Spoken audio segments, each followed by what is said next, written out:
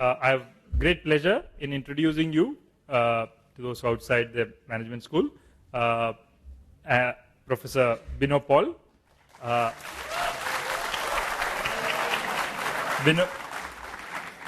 Professor Bino Paul will be handling today's lecture. He'll take another lecture which comes later in another module. I invite him to take over. Thank you. Good afternoon.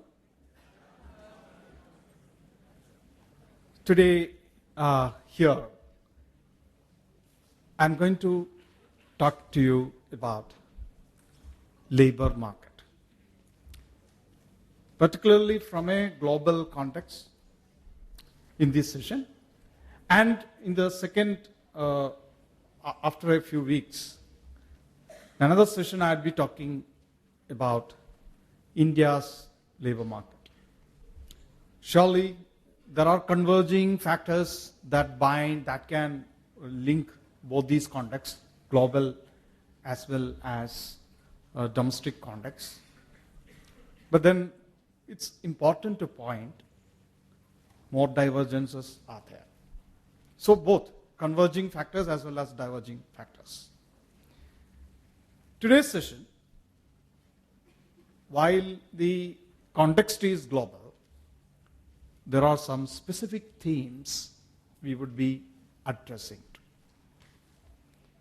As given in the slide, that covers labor and employment in developing countries.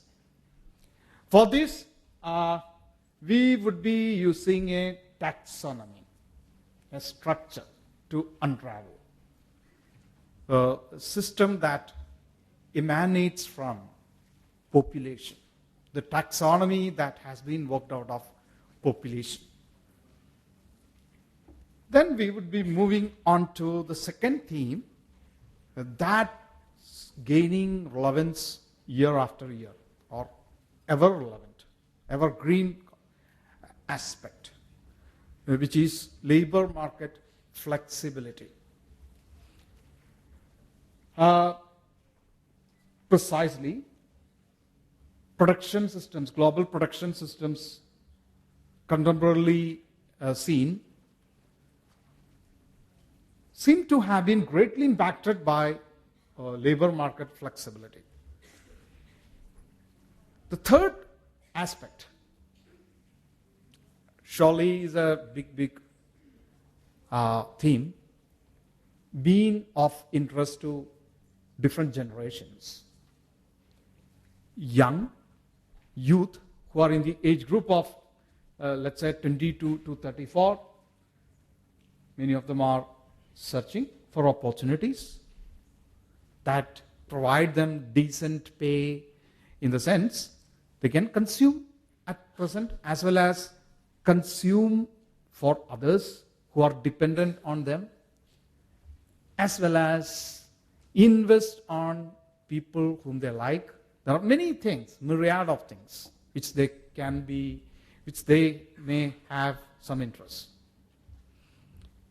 But then the question is, do people get such opportunities to earn decent pay?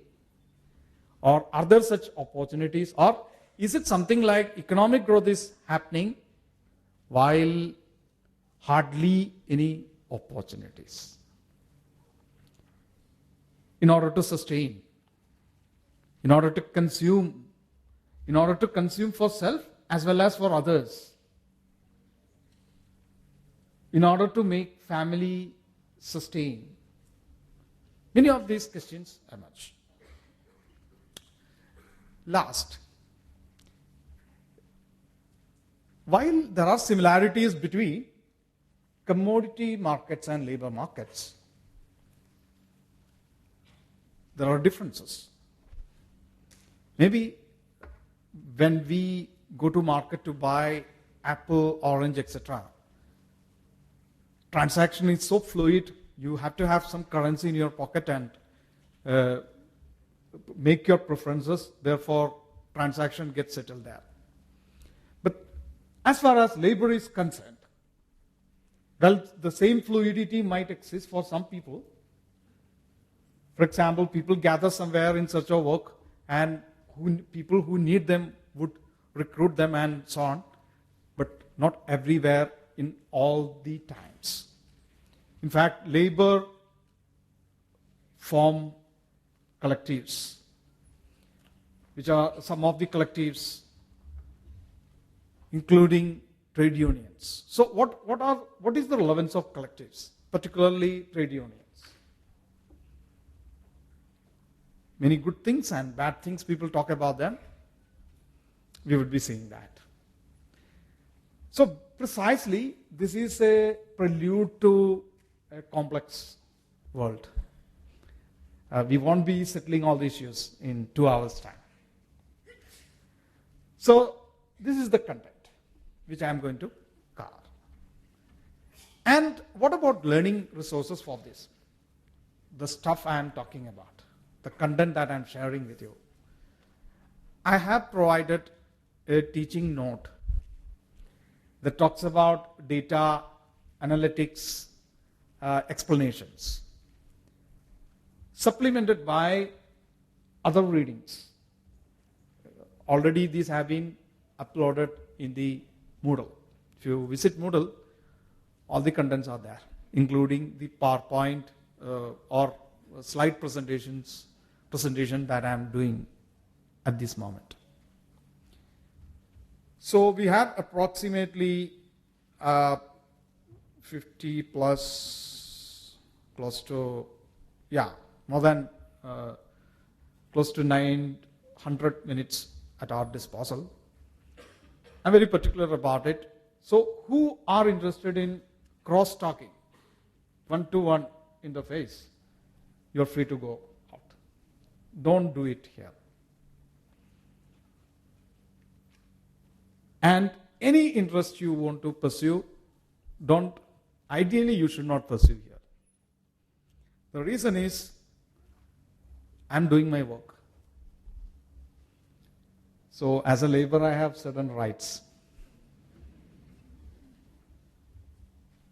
And therefore, same way, you are also endowed with liberties and other rights. Outside the class, you are free to execute. Thank you once again for being here. I start with a simple structure model. Drawing cues from conventional economics, although it has several problems. Not always a clean idea to make people innocent, etc. But then I draw cues from economics to say that labor as a system or a market, fundamentally speaking, has two forces. One is supply of labor, another is demand for labor. As far as supply is concerned, well, many factors lead to the supply. So first we are discussing the supply side. Subsequently, we are moving to the demand side. Now coming to supply of labor. People have written, those who lived in 17, 16, time immemorial, people have been talking about the role of population, fertilization. People fertilize. People give shape to next generation. One generation and next generation, so population. So birth rate, for example. But then if death rate is more than birth rate, that dynamics might impact population in a negative way. On the other hand, if birth rate is significantly, discernibly higher than death rate, population tends to grow on an exponential base. No wonder in foregone times, scholars like Malthus brought a law to state, while population, count of people grows at a geometrical progression. Geometrical progression is something like 2 4, 8, 16, that way.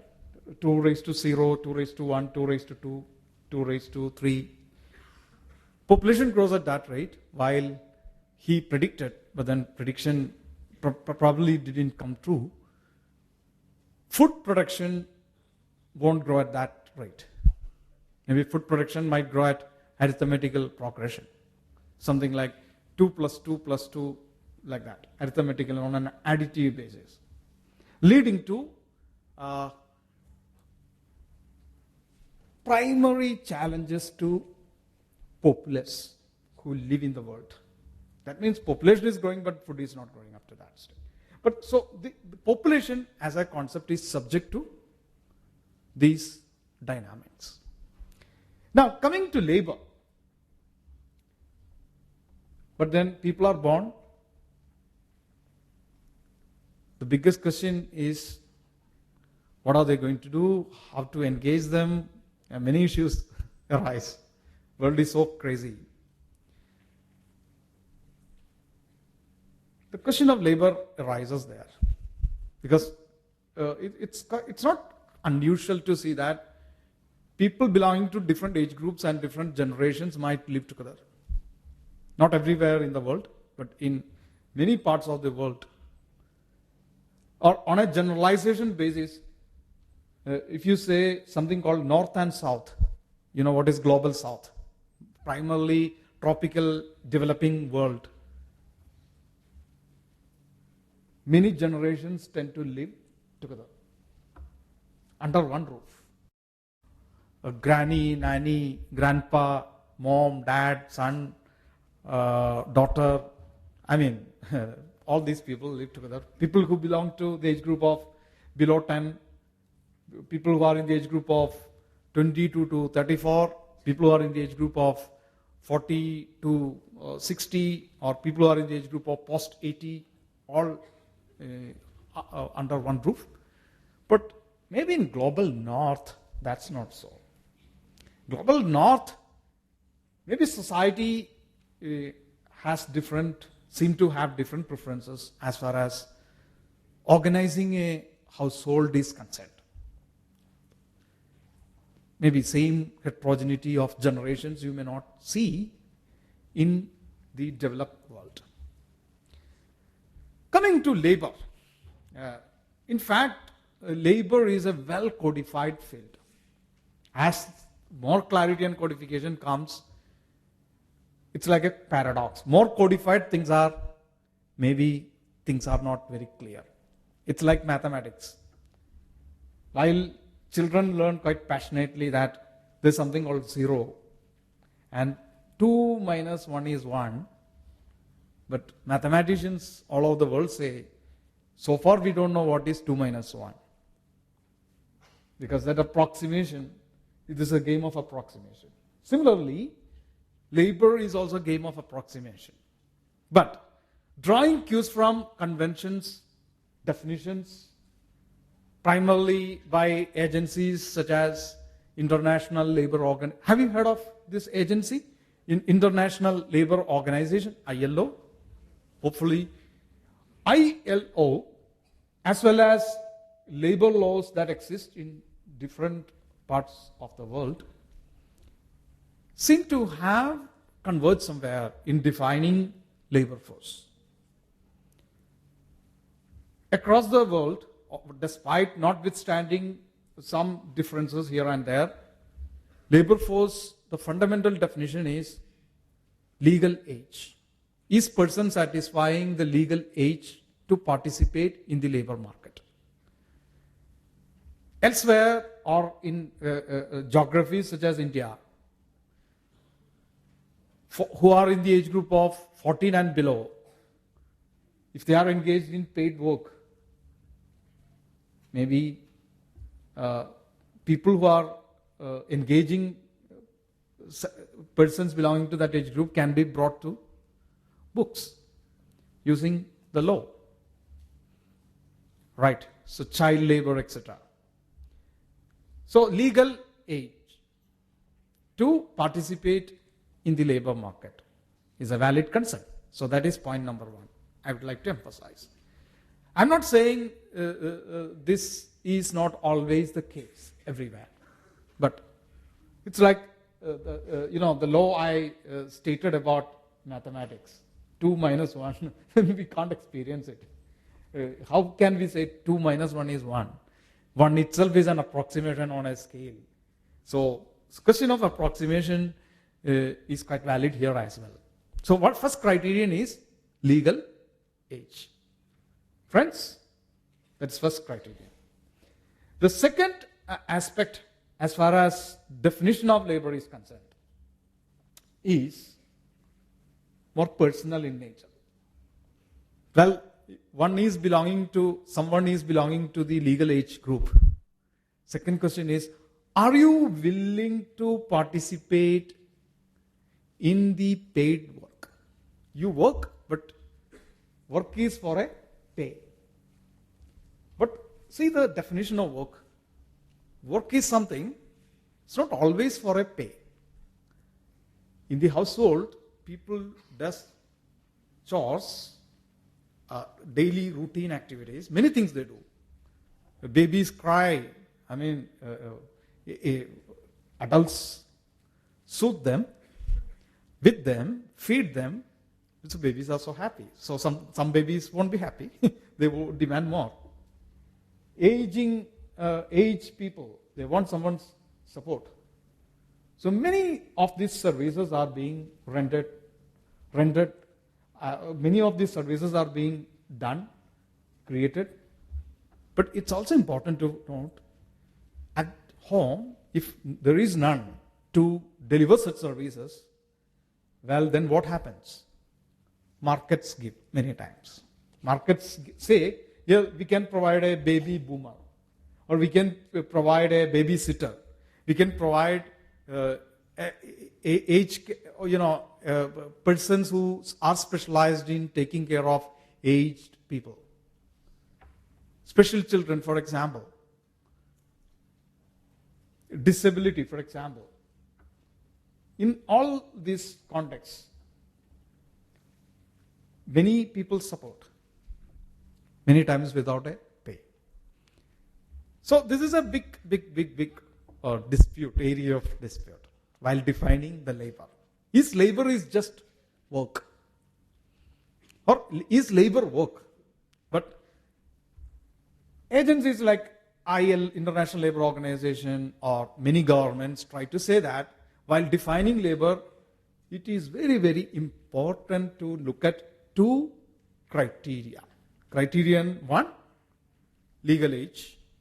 Criterion 2, willingness to participate in the paid work. Work for which person is paid. There is wage. I'll come to that. Labor can be wage labor, or there can be some kind of compensation. Whether wage or compensation, person is paid.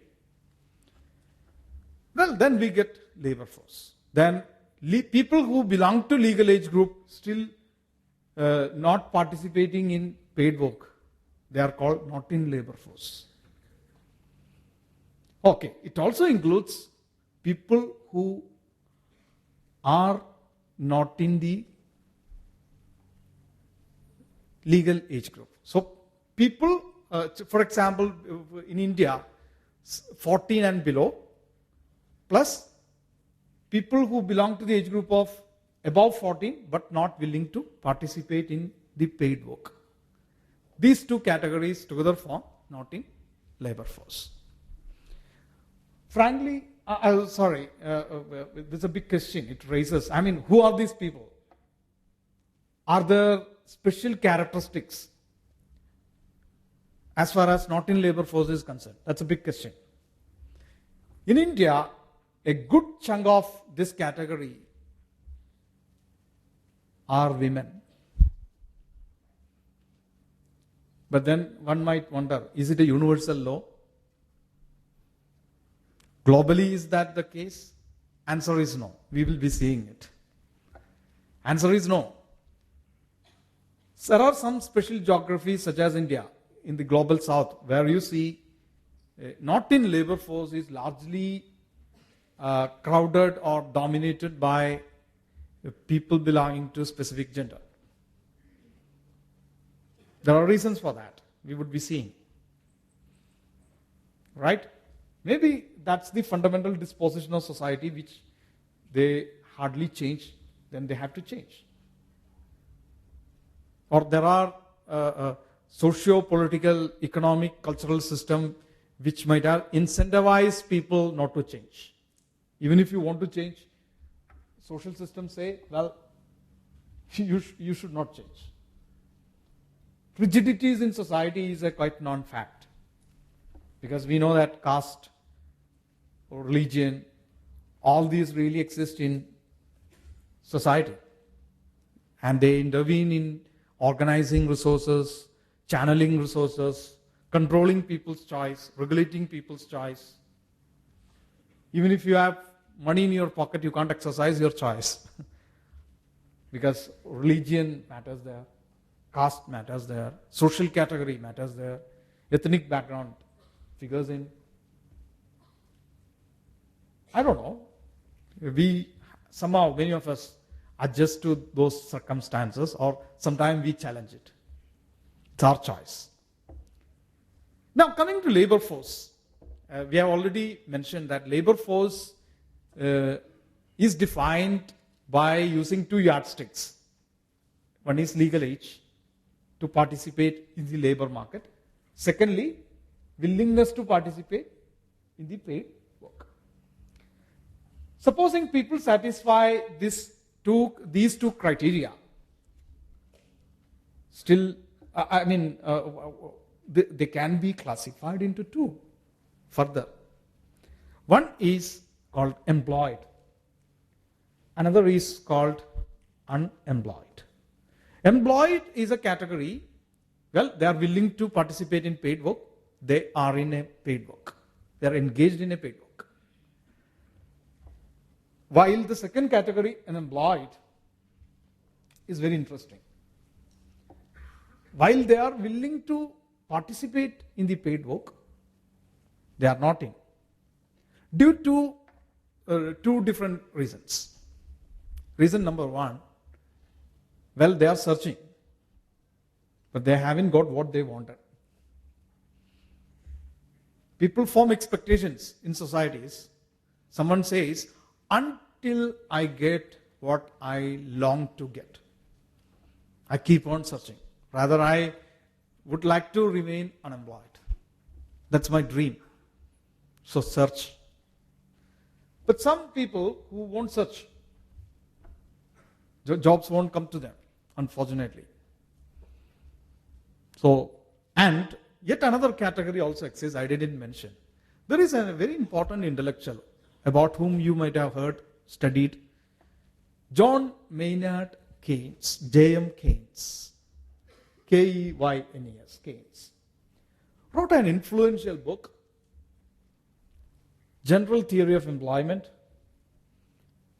prior to our independence, much before that. Very, very interesting book. He brought a category there. He said unemployment can be voluntary as well as unemployment can be involuntary.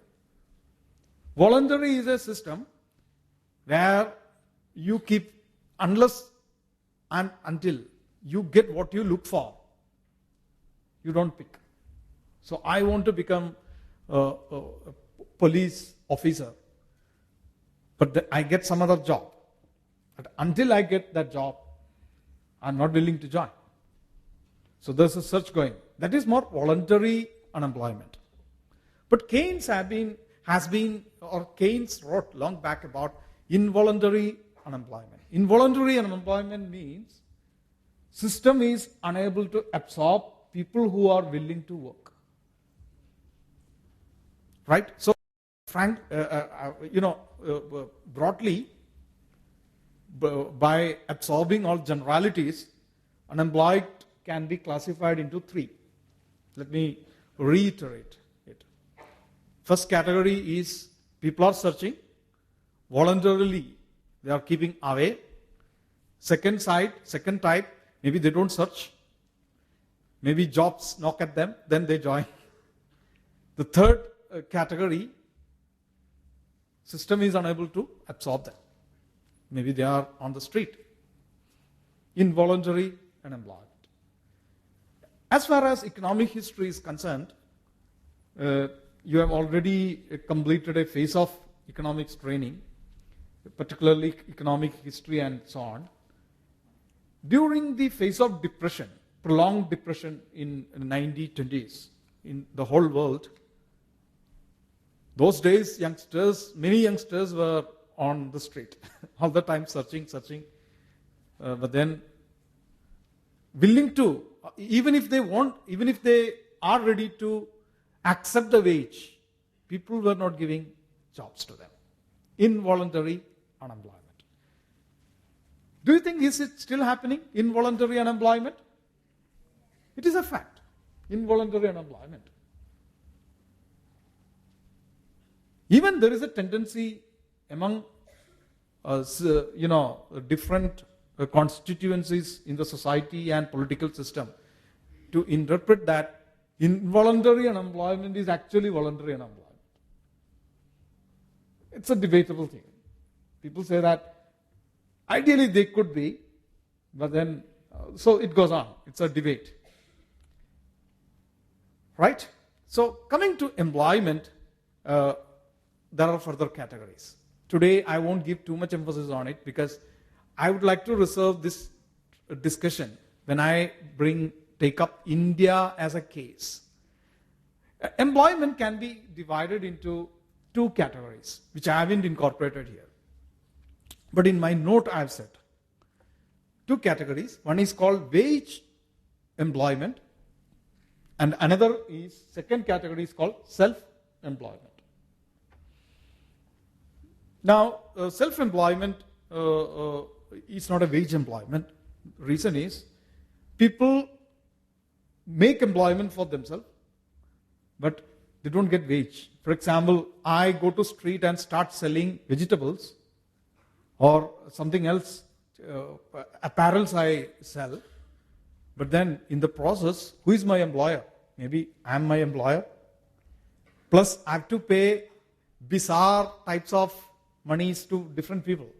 Maybe someone charges bribes from me, or I have to pay rent to someone, or many of these bizarre payments are there, including my profit.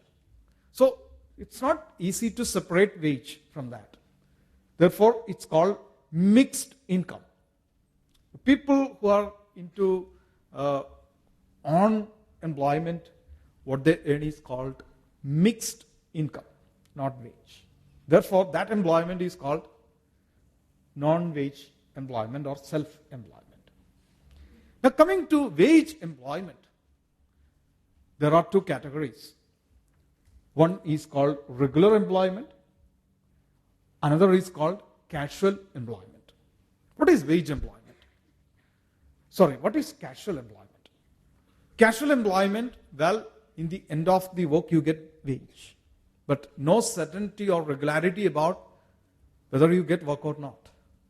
Classic case is in and around Mumbai, not every nook and corner, but in some select sports, particularly places like Chembur, nearby, Chembur Naka. In the early morning, you can see some people there. Young men, women, old men, women, middle-aged people, etc., there. Languishing, moving around. Not because they want to have a sightseeing of Mumbai. They are there on a day-to-day basis, etc. They are there to find a work. So prospective employers turn up there to get some people help or some workers, etc. So then the contract settled there. But no continuity. It's a discrete thing. That discreteness makes that work casual. Another classic case for casual work is participation in public work. In rural areas, in India, rural sector in India or elsewhere, African economies you can see, particularly equatorial African economies or elsewhere, particularly in global south, governments try to generate jobs by creating it through public work programs. In India, one classic case is National Rural Employment Guarantee Act. Before that was enacted, Maharashtra had a scheme which was very popular, Employment Guarantee Scheme, EGS.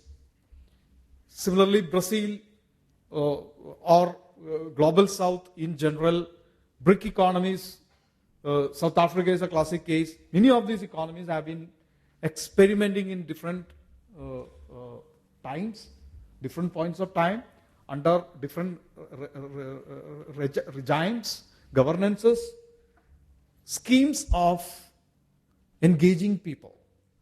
But the problem is, for example, National Rural Employment Guarantee Act, according to that, they don't engage people all the time, throughout the year, 365 days.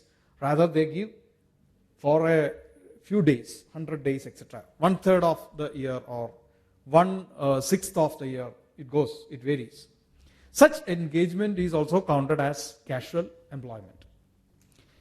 And another segment in the wage employment is regular employment. Regular employment is again bizarre of things.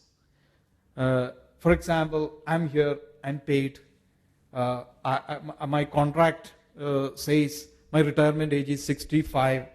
I belong to this category, regular employment. But look at my maid who comes to my home. She gets her pay in the end of the month, but no such letters with her saying, this is your retirement age, you get this. No appointment letter even. That category is also called regular employment. The regular employment is defined in terms of regularity of pay. So you might have sensed how heterogeneous the segment is. But studies all over the world, in particular Global South, in particular India, clearly show that the best paid in the category of casual is worse than the worst paid in the category of regular wage. Poorest in the regular wage is better off than richest or most prosperous in the category of casual work. See, this is another dimension of inequality. Comparing one segment, poorest in that, maybe with a higher median income versus people, the segment with lower median income. But then, let's not discuss too much about it now because we have plenty of time. We would carry forward some of these discussions towards the second session because today's focus is on global labor market. Well, I picked this table from ILO's publication titled World Social Security Report, which you can download. If you type it in a search, web search engines, you know, any query goes to this World Social Security Report. You can see, or I don't know if I apologize if any difficulties to see this, but you can download from Moodle and see later. Basically, I'm talking about population below 15, below the age of 15, as well as population above the age of 60.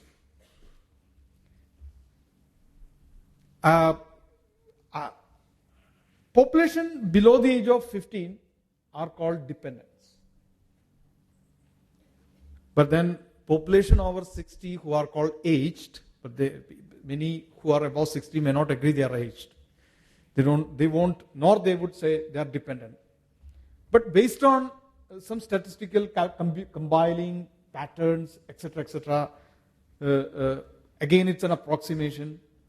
population above 60 seem to be higher in the dependency scale. So both these age groups are accorded the status of dependent. But it doesn't mean that all the people in the age group of 60 and above are dependents. That's wrong to say. But a good chunk. That's what this means. World, in fact, ILO extrapolates the data from 2010 to 2050. That means almost a 40 years history, a prospective happening. All over the world, the proportion of population below 15 is going to decrease from 26% to 27% to 20%. So that means the drop, population who are in the age group of 15 below would drop progressively. In fact, that is true in all the geographies. Look at Africa. The drop would be something like 40% to 27%. Phenomenal drop in Africa. Asia, from 26 to 18, within Asia, East Asia, you can see a drop from 19 to 15, not phenomenal as what we have found in the case of Africa. South Central Asia, Southeastern Asia, Western Asia, it goes on. Europe is a classic case. Do we see clear, substantial change in Europe? No.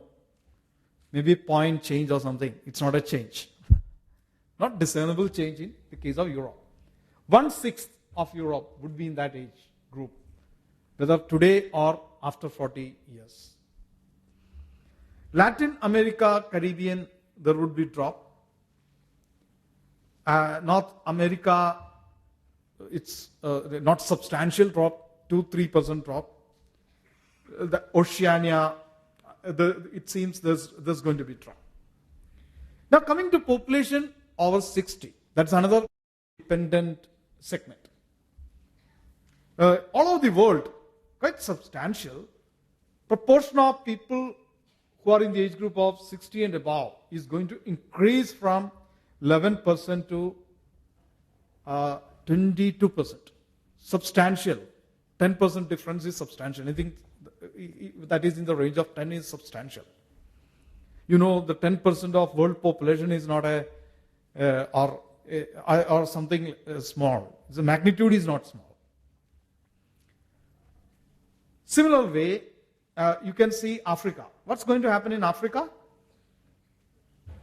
It's going to increase, but not as substantial as elsewhere. For example, Asia, it's going to be quite substantial, 10% to 23. Europe, see the Europe, 22 to 34. So Europe case is classic, phenomenal. That means in 2050, you do a random polling or random survey anywhere in Milan or London or Lisbon, in these geographies, out of 3 people randomly picked, 1 would be in the age group of 60. 1 would be in that age group only. Right? Okay. See, even in Asia, East Asia is close to that. East Asia. Eastern Asia. That includes countries like Japan, Korea, and so on. Tigers in Asia. So this means, what this means, this trends. Commodity market is going to change. If substantial chunk of population is in the age group of 40 and above, less babies, less number of teenagers, then product markets would change. TV programs would change. Apparels would change. I don't know what all change. So one side of the world would be largely gray-haired people, maybe global north. Global south, maybe relatively youthful. That means businesses that require youthful should go to places like Somalia, Ethiopia, or Sri Lanka, not Sri Lanka, because that would be into the other segment. Somewhere in India, Pakistan, that way it has to locate businesses, systems. I don't know whether this is going to happen, but seems to be, right? Seemingly, we don't know. Well, friends, from this we design a simple indicator. Total dependency ratio. How to define it, total dependency ratio? Numerator and denominator. Numerator is something like people who are in the age group of below 15 plus people who are in the age group of 60 and above, divided by people who are in the age group of 15 to 59 or 15 to 60, something like that. So dependence divided by economically active population. So let's see. In the whole world, 2010 dependency ratio is 53%. And it would increase slightly to 56 by 2050. Africa, the dependency scenario, if you look at today, it is 78%. You know what could be the reason for that in Africa? Higher fertility rates. But then that would decline to 52%. Significant drop. You would, if things go at this rate. Asia, on the other hand, is going to witness increase in dependency rates from 49 to 54%. More discernibly, significantly in Eastern Asia, including China. Dependency ratio is going to increase from 40% to 65%. Is it a joke? Not a joke. That raises several questions. That means governments can't infinitely expand privatization. East Asian economies largely depend on liberal market forces, demand and supply. The state is increasingly withdrawing from education, health, care, social spending. But can they afford to do it? When dependency factor is going to touch something like East Asia, how much is that? 65%, 2/3. That means for every 3 economically active people, there are 2 dependents. That's what it means. Then it's going to be a big challenge. Then would firms provide free health care to aged people through CSR or something? Or then if firms don't provide it, would civil society organizations do that? But then you need foundations, etc., right? Philanthropies.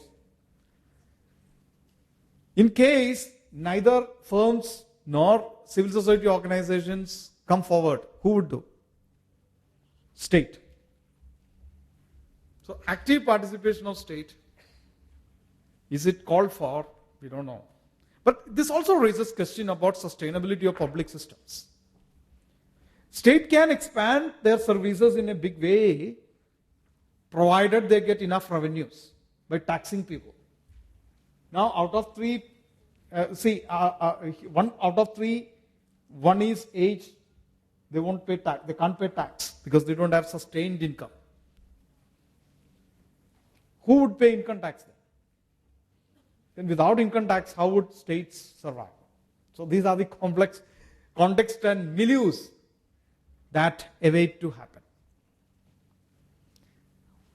On the one hand, there would be greater demand for state-led services at cheaper price, at subsidized rate.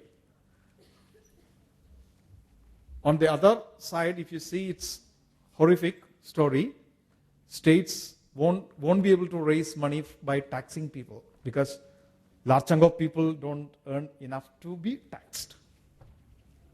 Senior citizens, good chunk of them are out of tax net. They don't earn enough. Then who would pay tax? That to direct taxes. Personal tax is a direct tax actually. Then how would a government how would a government function? By selling their land? I don't know. We don't know. We have to find. So this calls for innovations in social spaces. So we move to next slide from this. Another important ratio is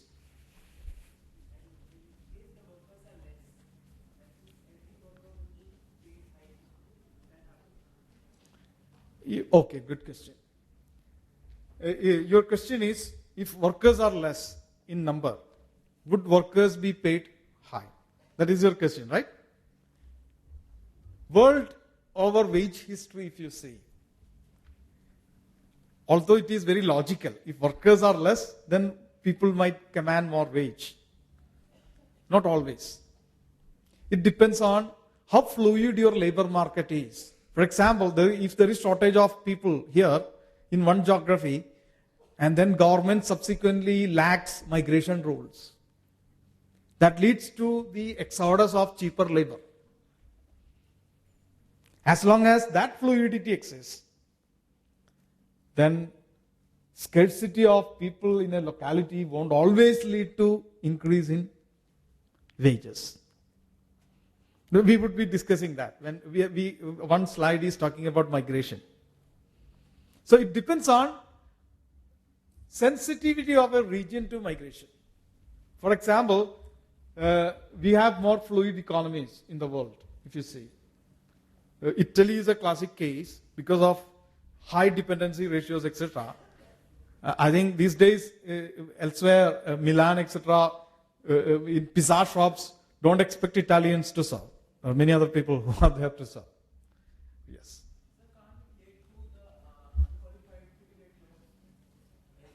Yeah.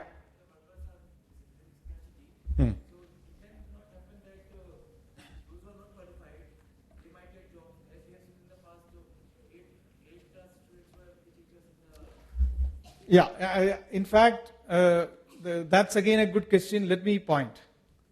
It's true that it's observed all over the world that wage increases with education.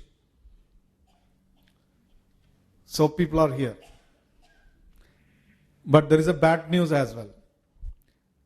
As your education increases, chances of employment diminishes.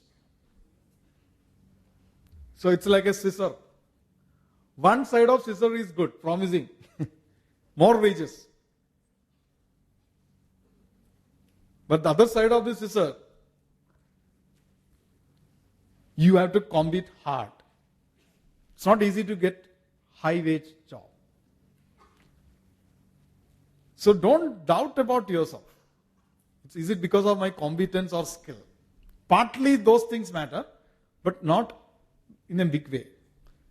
In the whole labor market of India, you see, there are elite educational institutions. People flock to these institutions to get a seat, not because they are so fond of these institutions, and these are all treasure houses of knowledge. That will convert to high wages and status in the society. TISS is not an exception. Because if you see the history of TISS or elite institutions of, I don't know who is elite, non-elite is a matter of debate.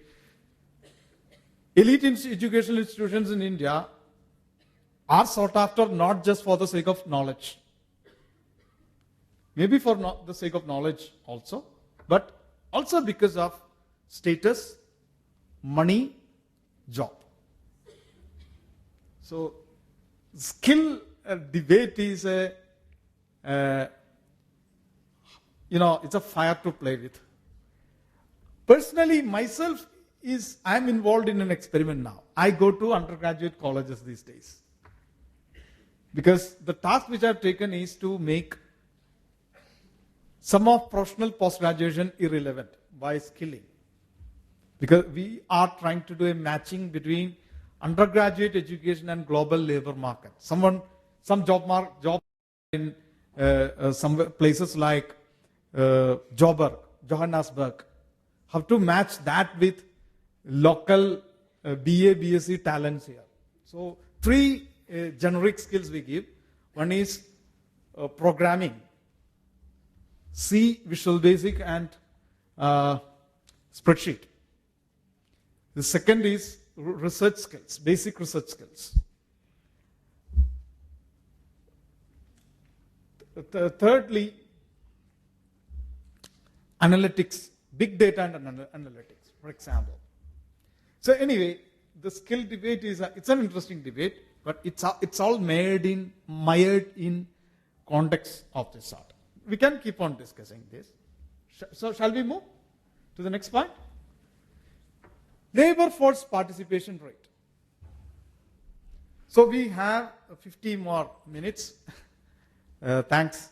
A good chunk is over. 50 more minutes, what we are going to cover. 50 more minutes, we are going to touch upon other indicators in the labor market. So from supply side, slowly we are moving to demand side. Still we are in the supply side. Apart from basic indicators of population such as dependency rate, which we have just discussed, there are other powerful indicators. One powerful indicator is labor force participation rate. First, let me define what it means. Labor force participation rate refers to labor upon population. Labor force divided by population. Supposing in a hamlet somewhere in Kenya or elsewhere, 100 persons live in a settlement, right? And out of that 100, the stock of labor force is something closer to 30. Then what is the labor force participation rate? 30 divided by 100. 30%. That is the meaning of labor force participation rate. The table here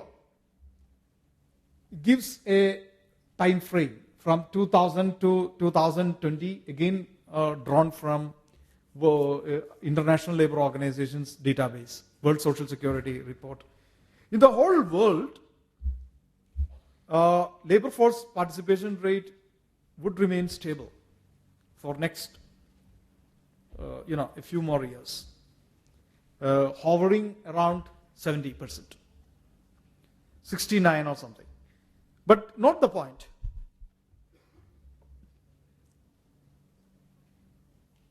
Rates would be different for men and women. Friends, are you seeing this trend?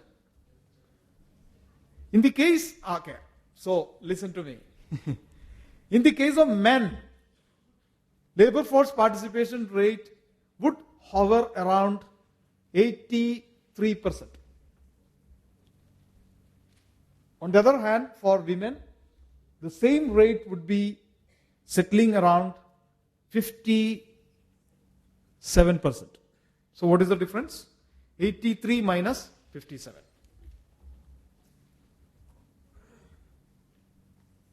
Close to 26% difference is there in the whole world.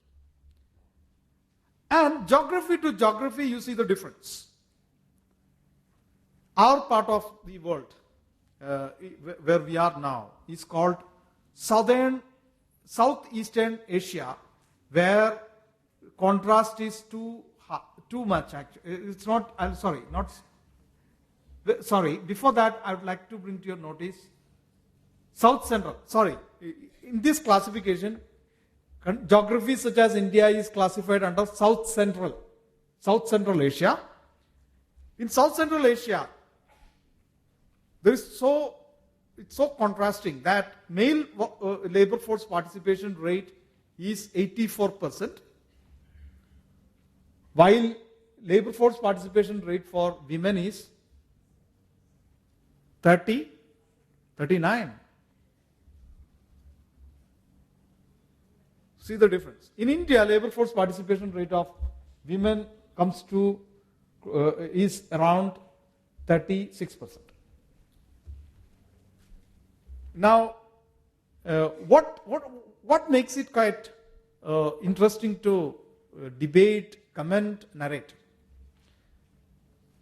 Recently, we had our Independence Day. So close to 67, 68 years, labor force participation rate is more or less same.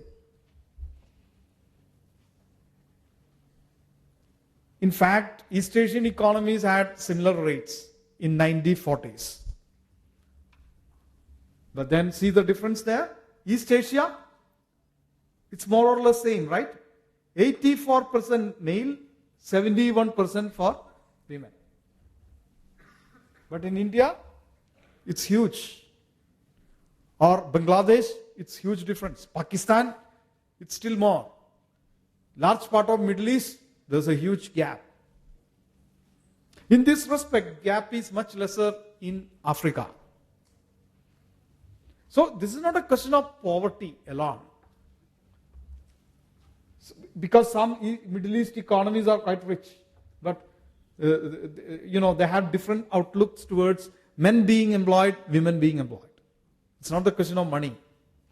On the other hand, Sub-Saharan Africa, per capita income is quite low, human development index is quite low, but then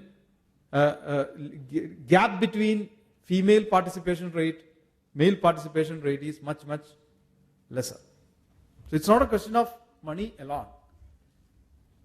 Maybe sociological variables, cultural variables, historical variables might provide more genuine explanations to it. I think in future you get ample opportunities to debate this. So shall we move from this?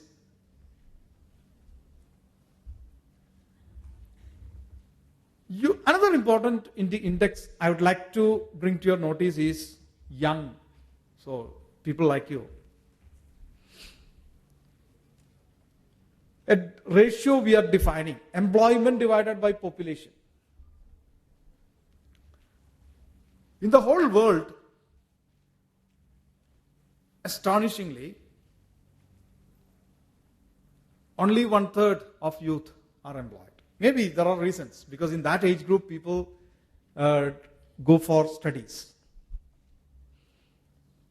But then that is a good justification, provided enrollment rates are high.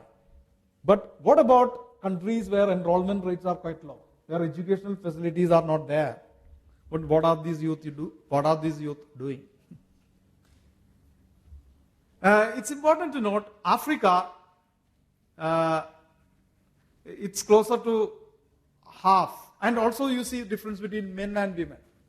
In the whole world, if you see, half of young men in the age group of 15 to 24, they are in employment. But that's not true for women. In fact, I wrote an article in India Youth Report pointing this issue, trying to find out what these young women do in urban areas particularly. Most of the young urban women, they join not in labor force, ending up doing domestic chores. So this is a trend to be really noted well, and it should really translate to good debates.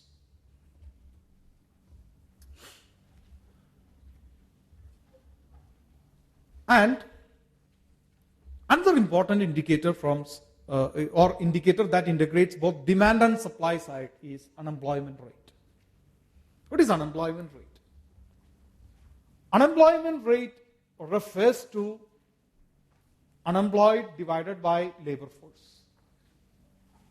Proportion of labor force who haven't got a job yet, who are not in a job. This can capture both, as I mentioned, voluntary unemployment as well as involuntary unemployment. World over, unemployment rate in 2010 was 6.1%. In fact, Sub-Saharan Africa, this was 8.2, North Africa 9.6, and South Asia 3.9. So should we cheer up saying that? It's nothing to cheer actually. When one should also ponder over quality of work. South Asia, as slides up would show, produce largely less decent jobs. So in South Asia or elsewhere in equatorial Africa, tropical side of the world, global south at large,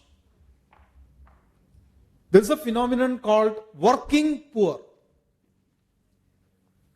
People work, sit out all the time, but still remain as poor, not earning. So we are going to discuss that.